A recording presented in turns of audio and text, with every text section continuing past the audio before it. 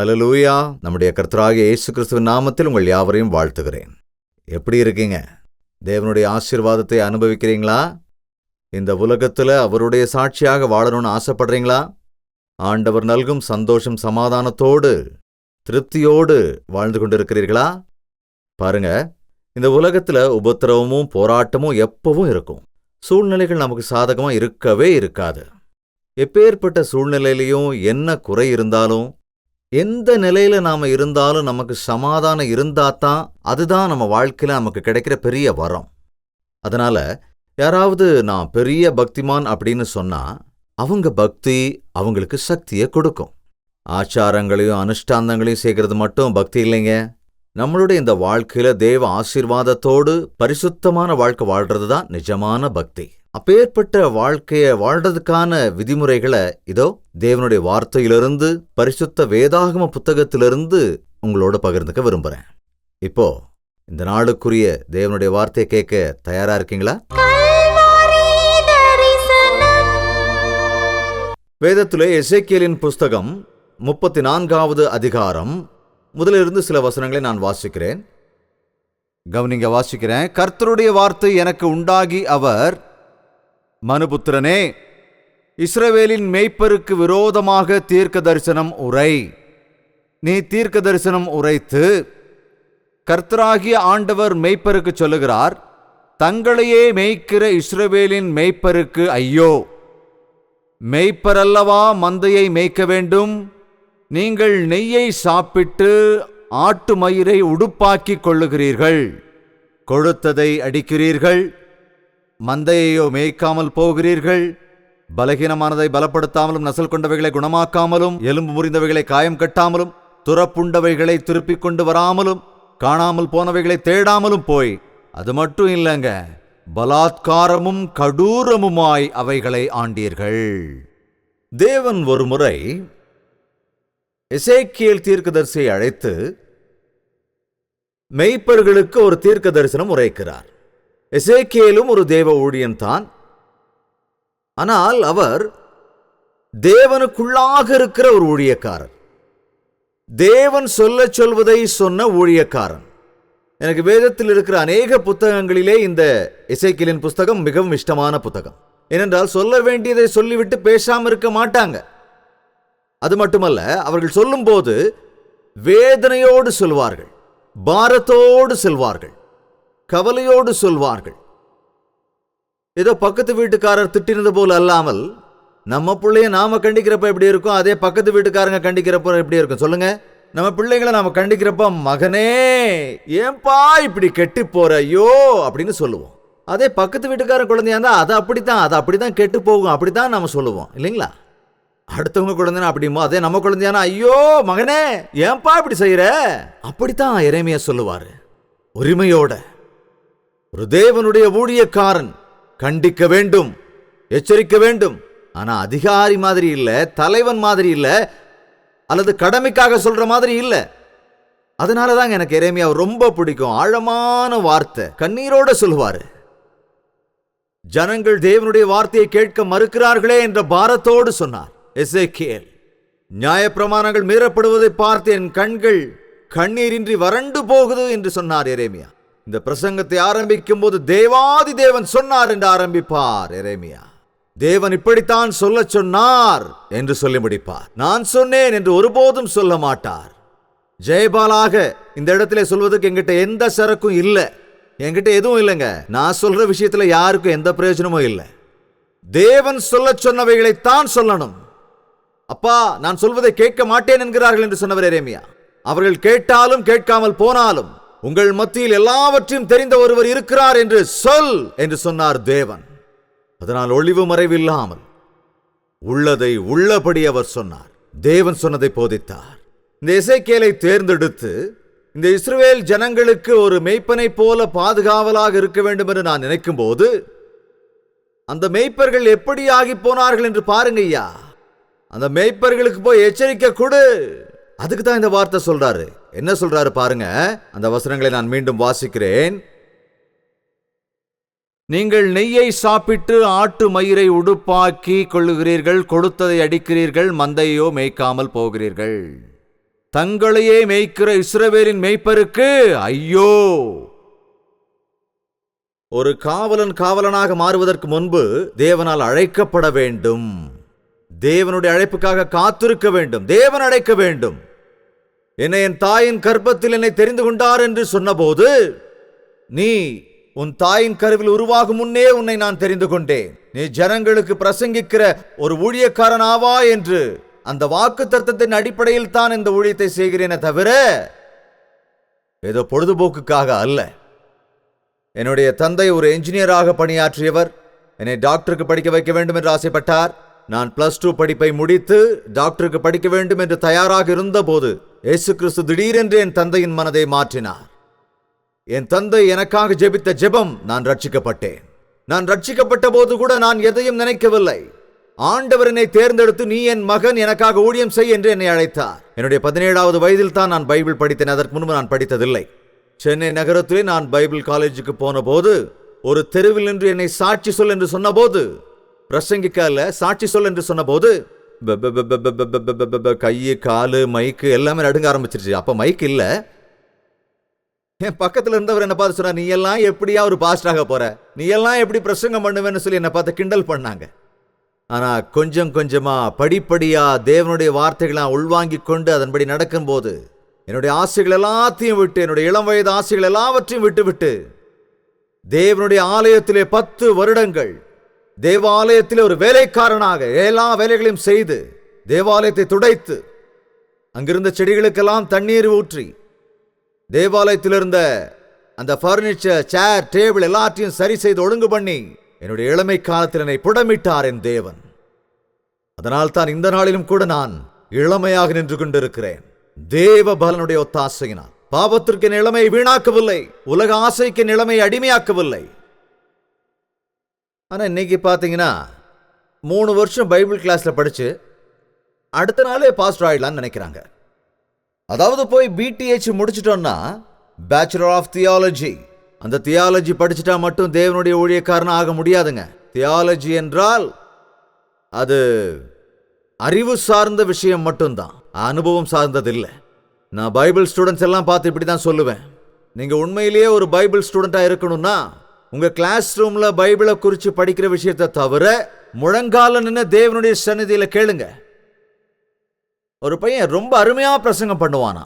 அந்த தம்பியை பார்த்து ஒருத்தர் ஒரு நாள், நீ எந்த பைபிள் காலேஜில் படிச்ச, இவ்வளவு நல்லா பிரசங்கம் பண்றியே, உன்னோட பிரசங்கத்தை கேட்கிறவங்க உடனே மாறி போயிடுறாங்களே, ரட்சிக்கப்படுறாங்களே, நீ எந்த பைபிள் ஸ்கூல்ல படிச்சேன்னு கேட்டா அந்த தம்பி அந்த கேட்டவரை வீட்டுக்கு கூட்டிட்டு போய் ஒரு மூலையை காட்டினானா. அந்த மூலையில ஒரு பலகை இருந்துதான்.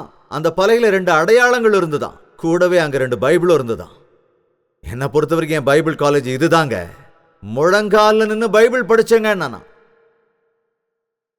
தேவனுக்கு ஊழியம் செய்ய நினைக்கும் சகோதர சகோதரிகளே, நீங்க நன்மையான விஷயத்தை தேர்ந்தெடுத்திருக்கீங்க, பெரிய விஷயத்தை தேர்ந்தெடுத்திருக்கீங்க, செய்யுங்க.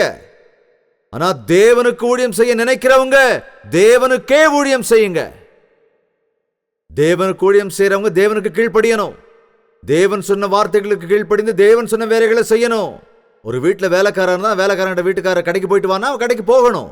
பேங்க்ல போய் இந்த பணத்தை கட்டிட்டு வான்னு சொன்னா கட்டிட்டு வரணும். அதை எடுத்து வச்சுக்க கூடாது. எஜமான் என்ன சொல்றாரோ அதை செய்யணும். வேலைக்காரனுடைய வேலை அதுதான். எஜமான் சொன்னவைகளை செய்ய வேண்டும். மேய்ப்பர்கள் சரியா இல்லைன்னா கிறிஸ்தவர்கள் சரியா இருக்க மாட்டார்கள். இஸ்ரவேலர்களை பாதுகாக்க வேண்டும் என்று தேவன் காவல்காரனை ஏற்பாடு செய்தால் அந்த காவலர்கள் சுயநலவாதிகளாய் மாறி போனார்கள். அந்த காவலர்கள் என்ன செய்தார்கள்? மந்தை மூலமாக வர பாலை குடித்தார்கள், மந்தை மூலமாக வர லாபங்களுக்கு ஆசைப்பட்டார்கள். ஆனால் மந்தையை போஷிக்கவில்லை, மந்தைக்காக கவலையோடு ஜெபிக்கவில்லை, மந்தைகளை எச்சரிக்கவில்லை, மந்தைகளுக்கு தேவையான தேவனுடைய வார்த்தைகளை போதிக்கவில்லை. இதே மாதிரி தான் சபைகளுக்கு இன்றைக்கு அநேக கூட்டம் வருது. வர்ற கூட்டத்துக்கு என்ன பசி இருக்கோ எனக்கு தெரியும். பசி என்றால் வயிற்று பசி அல்ல, ஆவிக்குரிய பசி. ஆவிக்குரிய பிரகாரமான குறைகள், ஆவிக்குரிய பிரகாரமான வேதனைகள், ஆவிக்குரிய பிரகாரமான நிம்மதியின்மை, வாழ்க்கையில் இருக்கிற கஷ்டங்கள், வாழ்க்கையில் இருக்கிற பிரச்சனைகள் தேவ சந்நிதிக்கு போனால் மட்டுமே என் இதயத்திற்கு ஆறுதல் கிடைக்கும், ஆனந்தம் கிடைக்கும். தேவனுடைய வார்த்தைகள் மூலமாக என்னுடைய நிலையை நான் உணர முடியும். அந்த இயேசு கிறிஸ்துவின் நாமத்திலே ஊழியர்கள் எனக்காக ஜெபிக்கும் போது எனக்கு விடுதலை கிடைக்கும், எனக்கு ரட்சிப்பு கிடைக்கும், எனக்கு சமாதானம் கிடைக்கும் என்ற ஆசையில் தான் கூட்டம் கூட்டமாக ஜனம் வருகிறார்கள். காணிக்க கொடுங்க, காணிக்க கொடுங்க. டிவி ப்ரோக்ராம்க்கு ஸ்பான்சர் பண்ணுங்க, டிவி ப்ரோக்ராம்க்கு ஸ்பான்சர் பண்ணுங்க. அது தேவையில்லை. உங்களுக்கு இந்த ப்ரோக்ராம் மூலமா நல்லது நடந்தா, நீங்க ஹோட்டலுக்கு போய் 2 இட்லி சாப்பிட்டா பில்லு கட்டுங்க, பில்லு கட்டுங்க, பில்லு கட்டுங்கன்னு உங்களை யாராவது சொல்லணுமா? கேட்பாங்களா? கேட்டிருக்காங்களா? நீங்க தான் கேட்பீங்க. பில் எங்கயா, சீக்கிரம் கூடிய நான் கட்டிட்டு வீட்டுக்கு போகணும். நீங்க தான் கேட்பீங்க. ஏன்னா நீங்க தானே சாப்பிட்டீங்க. உங்க ஆவிக்குரிய பசியை யாராவது ஆத்துனாங்கன்னா அந்த பசி ஆத்துனவங்களுக்கு தேவையானதை கொடுக்க வேண்டியது உங்களுடைய பொறுப்பு. அவ்வளவுதானே. உண்மையிலேயே உங்களுக்கு வயிறு நிறைஞ்சிட்டா நீங்க எதிர்த்து போயிடுவீங்க. அதை விட்டுட்டு நீங்க ஒரு ப்ரோக்ராமுக்கு ஸ்பான்சர் பண்ணா நீ அநியாயமா பண்ற வியாபாரம் பெருகணும், பக்கத்து வீட்டுக்கார மேல கேஸ் போட்டா நீயே ஜெயிப்பான்னும். அநியாயம் உன் பக்கம் இருக்கு, நியாயம் அவங்க பக்கம் இருக்கு. 10,000 கொடுத்துட்டா நியாயம் உன் பக்கம் வந்துருமா? என்னங்க இது? செத்து போன உங்க அப்பாவோட ஆத்மா இப்ப நரகத்தில் இருக்கு. நரகத்தில் இருக்கிற உங்க அப்பாவோட ஆத்மா பரலோகத்துக்கு போகணும்னா நீ 10,000 ரூபா கொண்டு வந்து இந்த உண்டியில போட்டினா, நீ போடுற போனா டும்முன்னு இந்த உண்டியில விழுற நேரத்தில் நரகத்தில் இருக்கிற உன் அப்பாவோட ஆத்மா டம்முன்னு பரலோகத்துக்கு போய் விழுந்துரும். என்ன பைத்தியகாரத்தனை! எங்க அப்பா உயிரோடு இருந்தப்ப அவரை நான் சந்தோஷமா வச்சுக்கல, ஆனா அவருடைய ஆத்மா பரலோகத்துக்கு போகணும்னு பணம் போட்டுருவாங்களாம். இப்ப கூட அதே மூட நம்பிக்கை பாருங்க. ஒரு முறை நரகத்துக்கு போயிட்டா 10,000 இல்ல, 10 லட்சம் இல்ல, 10 கோடி இல்ல. நீ எவ்வளவுதான் ஆசைப்பட்டாலும், எவ்வளவுதான் வேதனைப்பட்டாலும், இங்க இருக்கிறவங்க அங்கேயும், அங்க இருக்கிறவங்க இங்கேயும் போகவே முடியாது, மாத்த முடியாது. உயிரோடு இருக்கிற நேரத்தில் தான் ஒருத்தருக்கு ரட்சிப்பு. செத்து போங்கனங்களுக்காக தயவு செஞ்சு பிரார்த்தனை பண்ண சொல்லாதீங்க. பாஸ்டரை கூப்பிட்டு ஜெபம் பண்ண சொல்றது. பாஸ்டர் ஒரு பெரிய ஜெபம் பண்ணுவாரு. அப்பா, இந்த சகோதரன் குடிச்சு குடிச்சு குடிச்சு செத்து போயிட்டாரு, இவரோட ஆன்மாவுக்கு சாந்தி கொடுங்கப்பா. அதாங்க இந்த குடிச்சு குடிச்சு குடிச்சுங்கிறது பிராக்கெட்ல. அவர் ஆத்மாவுக்கு அமைதி கொடுனா அது எப்படி? நீங்க ஜெபம் பண்ணிக்கிட்டு இருக்க, ஆல்ரெடி அவரோட ஆத்மா நரகத்தில் அல்லாடிக்கிட்டு இருக்கு. அந்த ஐஸ்வர்யவான் அல்லாடிக்கிட்டு இருக்கான், அந்த கொடுமையை தாங்க முடியாம அனுபவிச்சுக்கிட்டு இருக்கான். அதாவது லாசர் அனுப்பி என்னோட சகோதரர்கள் அங்க 5 பேர் இருக்காங்க, தயவு செஞ்சு அவங்கள இங்க வராம அவங்க கிட்ட சொல்லுன்னு சொன்னான். அப்ப என்ன சொன்னார் ஆபிரகாம்? அங்கே நியாயாதிபதிகள் இருக்கிறார்கள். அவங்க சொன்னா நம்ப மாட்டாங்கய்யா. அவங்க சொல்லி நம்மளனா நேரம் இங்கதான் வரணும். புரியுதுங்களா? நரகம் இருக்கு, பரலோகமும் இருக்கு. நீ எதை தேர்ந்தெடுக்க போகிறாய்? ஏதோ உனக்கு இருக்கிற கவலைகளை பத்தி கொஞ்சம் சொல்லி அப்படி இப்படி விசிறி விட்டுட்டு உஃப் உஃப் அப்படின்னு சொல்லி அனுப்புறது இல்ல. உன்னுடைய ஆழத்தில் இருக்கிற காயங்கள் ஆற்றப்பட வேண்டும். சில டாக்டர்ஸை பார்த்துருப்பீங்க, யாராவது வலின்னு வந்தா உடனே ஏதாவது பெயின் கில்லர்ஸ் கொடுத்து அனுப்பிடுவாங்க. ஆனா அந்த காயம் மட்டும் ஆறாம அப்படியே இருக்கும். அது ஆபரேஷன் பண்ண வேண்டிய காயம், இல்லைன்னா அது ஆழமா வேரூன்றி போய் கேன்சர் மாதிரி ஆயிடுங்க. அதை எடுக்கணும், ஆபரேஷன் பண்ணி அந்த பாகத்தை எடுத்து போட்டுறணும். அது கஷ்டமா இருந்தாலும் வேதனையா இருந்தாலும் அதை செஞ்சாதான் அந்த மனிதனை குணப்படுத்த முடியுமே தவிர மேலோட்டமான பக்தி தான் இந்த நாட்கள்ல. ஆழமா ஸ்பரிசம் கூட படாம எய்ட்ஸ் நோயையா பிரார்த்தனை பண்ணுங்கன்னா, ஆமா, எய்ட்ஸ் நோயையும் ஏசப்பா குணப்படுத்த வல்லவராய் இருக்கிறார். ஆனால் அந்த நோய் உனக்கு வருவதற்கு காரணமாக இருந்த உன் விபச்சாரத்தின் பாவம், அதை ஒப்புக்கொள்ள வேண்டும், மனம் வருந்த வேண்டும். அந்த பாவமான செயலை, அந்த கெட்ட செயலை நீ விட்டு விலக வேண்டும். அதை விட்டு விலகாம ஜெபம் பண்றதுல எந்த பிரயோஜனமும் இல்லை. மெய்ப்பர்களுக்கு தேவன் அங்கே ஒரு வேலையை கொடுத்தார். என்ன வேலை கொடுத்தாரு? 34வது அதிகாரத்தின் 4வது வசனம். பலகீனமானவைகளை பலப்படுத்தாமலும், நசல் கொண்டவைகளை குணமாக்காமலும், எலும்பு முறிந்தவைகளை காயம் கட்டாமலும், துறப்புண்டவைகளை திரும்ப கொண்டு வராமலும், காணாமல் போனவர்களை தேடாமலும். ஒரு ஊழியக்காரனின் பணி என்னங்க? பலவீனமாய் இருக்கிறவைகளை பலப்படுத்த வேண்டும். இன்றைக்கு கிறிஸ்தவர்கள் என்று சொல்லிக் கொள்ளுகிறவர்கள் எப்படி இருக்காங்க? பலம் வாய்ந்தவங்களா இருக்காங்களா? சாராய பாட்டில் முன்னாடியே வச்சா எனக்கு வேண்டாம், என் சரீரம் தேவனின் ஆலயம், இதை குடித்து என்னுடைய சரீரத்தை நான் அசுத்தப்படுத்திக் கொள்ள மாட்டேன் என்று சொல்லுகிறீர்களா? இல்ல அங்க எங்க பார்த்துட்டு எடுத்து அடிச்சிடுறீங்களா? அதை அடிச்சுட்டு அப்புறம் வீட்டுக்கு வந்து ஐயோ நான் தப்பு பண்ணிட்டேன் ஏசப்பா அப்படிங்கிறீங்களா? சொல்லுங்க. வேதனையால துடிச்சிட்டான் ஐயா. எத்தனை பேர் அழுதுகிட்டு இருக்காங்க தெரியுமா? ஐயா என்ன செய்ய சொல்றீங்க? இது வேண்டாம் நினைச்சேன், தொடக்கூடாதுன்னு நினைச்சேன், தேவையில்லை நினைச்சேன். சாத்தான் என்னால எதிர்க்க முடியலையே, நான் என்ன செய்யறது? அந்த பொண்ணு என்ன சீண்டிக்கிட்டே இருந்தா மயங்கிட்டேன் ஐயா. அந்த பையன் என் பின்னாலேயே வந்ததுனால நான் விழுந்துட்டேன் ஐயா. நான் கொயர்ல பாட்டு பாடுறேன், சண்டே ஸ்கூல்ல கிளாஸ் எடுக்கிறேன். நான் சின்ன வயசுல இருந்தே சண்டே ஸ்கூலுக்கு போறவன் தான். எங்க யூத் மீட்டிங்ல நான் என்ன அர்ப்பணிச்சேன். ஆனா சோதனை வரும்போது அதை மேற்கொள்ள வழி தெரியலையே. என்ன காரணங்க? பலமா இல்ல. சாத்தானை எதிர்த்து போராடுகிற பலன் இன்று கிறிஸ்தவர்களிடையே இல்லை. பசியோடு ஒவ்வொரு ஞாயிற்றுக்கிழமையும் ஆலயத்திற்கு தேடி தேடி வருகிறவர்களுக்கு பலமான ஆகாரத்தை நாம் கொடுக்க வேண்டும்.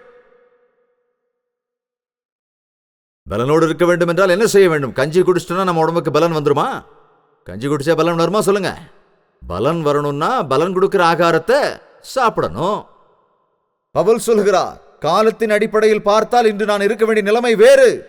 27 வருஷமா கிறிஸ்தவனா இருக்கேன்னு சொல்றீங்க, 10 வருஷமா அவர் மேல விசுவாசியா இருக்கேங்கிறீங்க, எப்பவோ நான் மாறிட்டேன்னு சொல்றீங்க, சபையில நீதான் பெரிய ஆளுன்னு சொல்ற, ஏன் இன்னும் பலவீனனா இருக்கிறாய்? உன்னோட அனுபவத்தை பார்த்தா பாஸ்டர் இல்லைன்னா நீதான் இன்னைக்கு பிரசங்கம் பண்ணியிருக்கணும், நீதான் பிரார்த்தனை எடுக்கணும், நீதான் வியாதியஸ்தர்களுக்காக ஜெபம் பண்ணணும். ஆனா உன்னோட வாழ்க்கையை பார்த்தா நீயே பெரிய வியாதியில் ஆகப்பட்டு இருக்கியே. காரணம் பலன் இல்லை. உங்களுக்கு பலனுள்ள ஆகாரத்தை தர வேண்டும் என்று நினைக்கிறேன். நீங்க பாலைத்தான் குடிக்கணும்னு ஆசைப்படுறீங்க. பாலை யாருங்க குடிப்பா? பச்சை குழந்தைங்க தான். விசுவாசிகளுக்கு இந்த நாட்கள்ல என்ன வேணும் சொல்லுங்க? சில பிள்ளைங்களுக்கு அது எவ்வளவு வளர்ந்திருந்தாலும் சரி சாப்பாடு சாப்பிடாது. 6 வயசு 7 வயசு ஆனா கூட சாப்பாடு கொடுத்தா சாப்பிட மாட்டாங்க. ஆனால் பால் மட்டும் அப்படியே குடிப்பாங்க, ஒரே முடக்கில் குடிச்சிருவாங்க. ஏன்னா ஈஸியாக இருக்குங்களா பால் குடிக்கிறதுக்கு? சாப்பாடுன்னா மென்று திங்கணும்ல, மெல்லணும் முழுங்கணும். எதுக்கு இந்த பிரச்சனை? அப்படித்தான் இன்றைய சபைகள் எப்படி இருக்கிறது என்றால், கொஞ்சம் கண்டிப்பான பிரசங்கம் பண்ணால் உடனே தூக்கம் வந்துடும் நம்மளுக்கு. கொஞ்சம் பலமான ஆகாரத்தை கொடுக்குற மாதிரி பிரசங்கம் பண்ணோம்னா அது என்னது பலமான ஆகாரம்? அதான் பால். அதான் பாலுனா அற்புதங்கள், அதிசயங்கள். ஏசப்பா விசுவாசி, உன்னோட ஜுரம் போயிடும், உன்னோட இருமல் போயிடும், இன்னும் ஆச்சரியமான விஷயங்கள்லாம் வாழ்க்கையில நடக்கும், ஆசீர்வாதம் கிடைக்கும், உன் பிரச்சனையெல்லாம் தீந்துரும். அப்படி சொல்ற பிரசங்கங்கள், அதைத்தான் பாலுன்னு சொல்றேன். பால். இந்த மாதிரி சபைகள்ல நான் கூட அதிகம் பாலைத்தான் ஊட்ட வேண்டியிருக்கு. காரணம், பால் வேணுங்கிறவங்க தான் அதிகம் இருக்காங்க.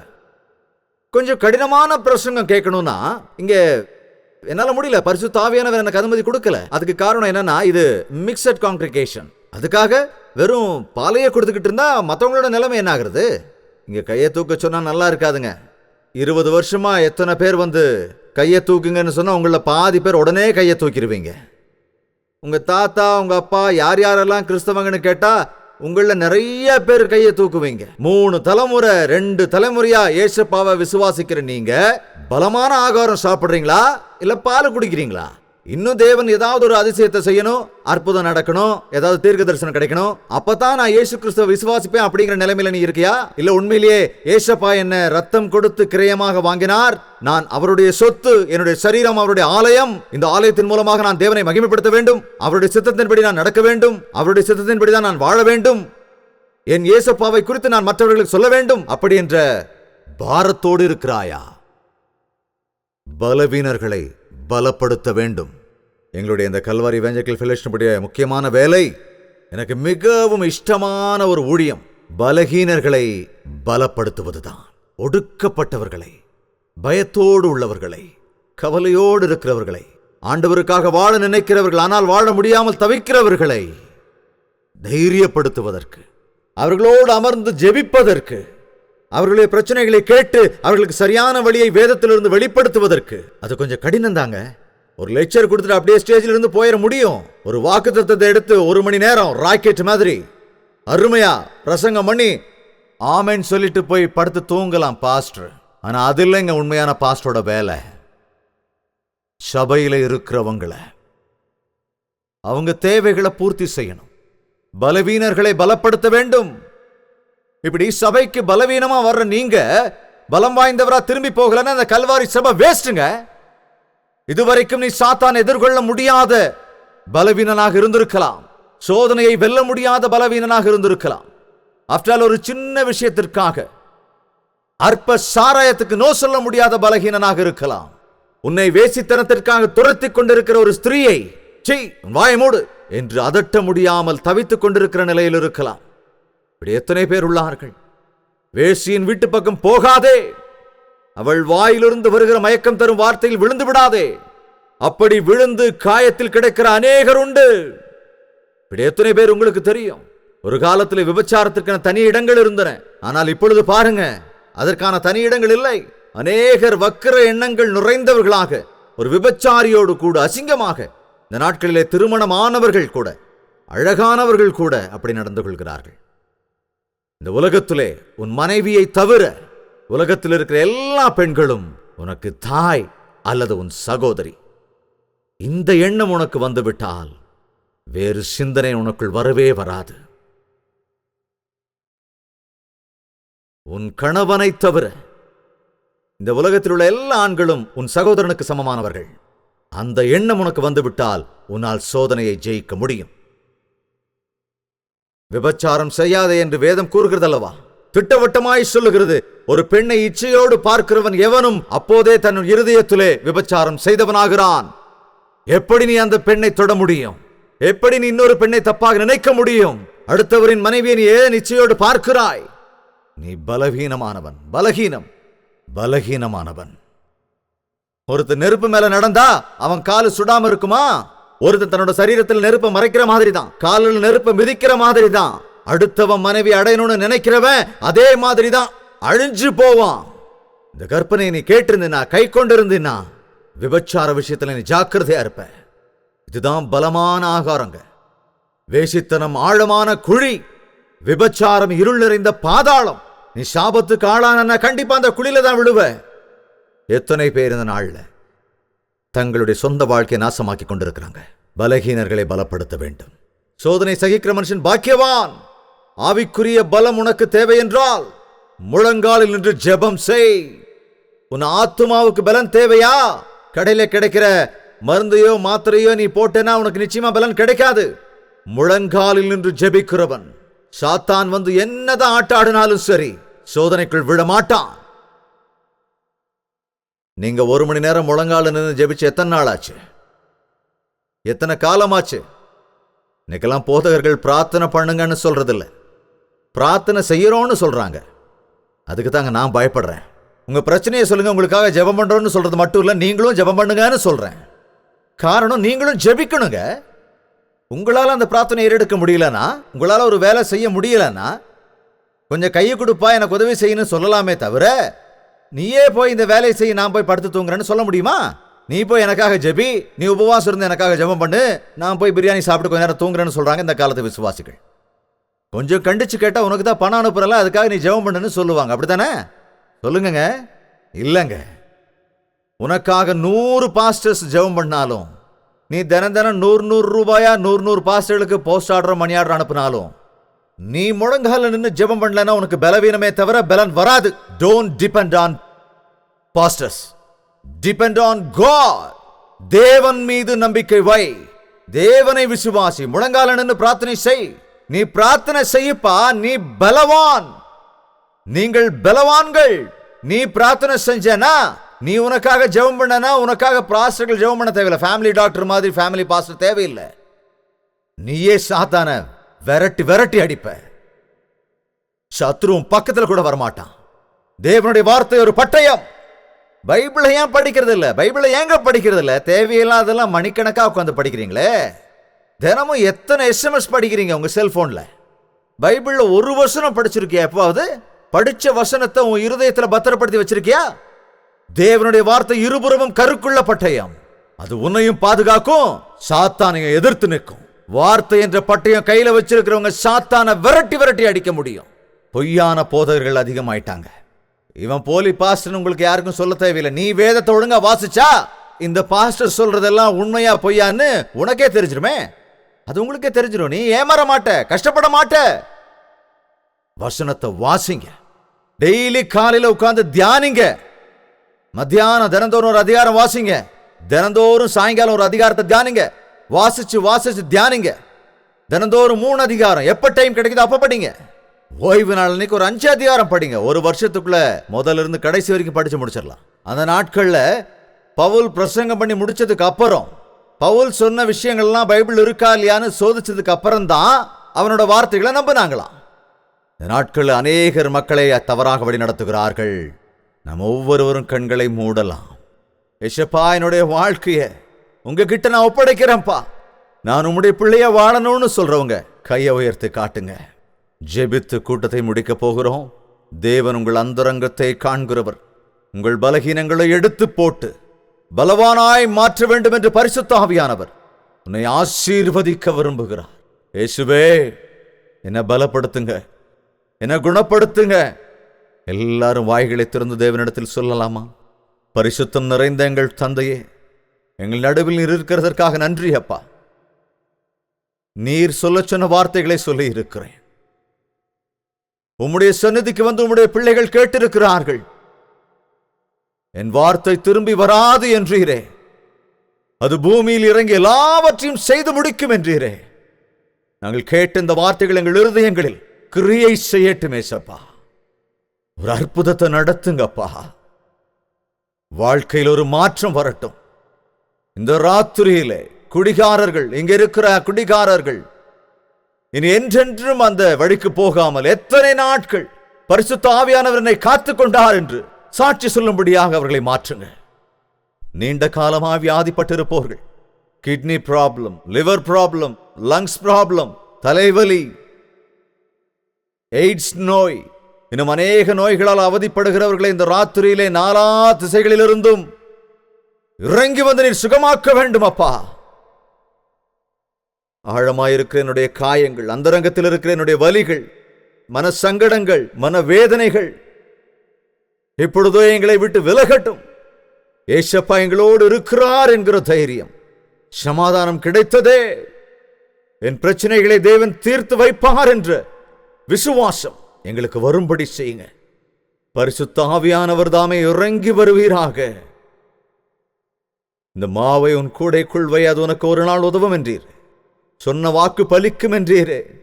இதோ உம்முடைய பிள்ளைகள் அவரவர் வீட்டிற்கு சென்று அங்கே இருக்கிற இடத்தில் சாட்சி சொல்லும்படியாக, உம்மை மகிமைப்படுத்தும்படியாக அவர்களுக்கு நீர் சகாயம் செய்க. என்றென்றும் பரிசுத்த ஆவியானவர் தாமே அவர்களோடு கூட இருந்து உம்மோடு உம்முடைய ராஜ்யத்தில் நிரந்தரமாக உம்மோடு இருக்கும்படியா எங்கள் ஒவ்வொருவருக்கும் நீர் உதவி செய்யுங்கப்பா. எங்க தேசத்தை ஆசீர்வதிங்க, எங்க பட்டணத்தை ஆசீர்வதிங்க. உண்மையான கிறிஸ்தவர்களாக நாங்கள் இருந்து எங்கள் பாரத தேசத்திற்கு நாங்கள் ஒளியும் வெளிச்சமுமா இருந்து நாங்கள் ஆசீர்வாதமாயிருக்க கிருபை செய்யுங்க. இயேசு கிறிஸ்துவின் நாமத்தில் ஜெபிக்கிறோம் பிதாவே. ஆமென், ஆமென், ஆமென்.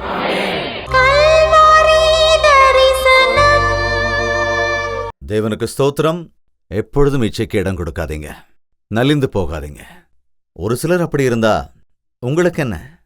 நீங்க ஆண்டவர் மேல பயத்தோடையும் பக்தியோடையும் இருக்க பழகிக்கங்க.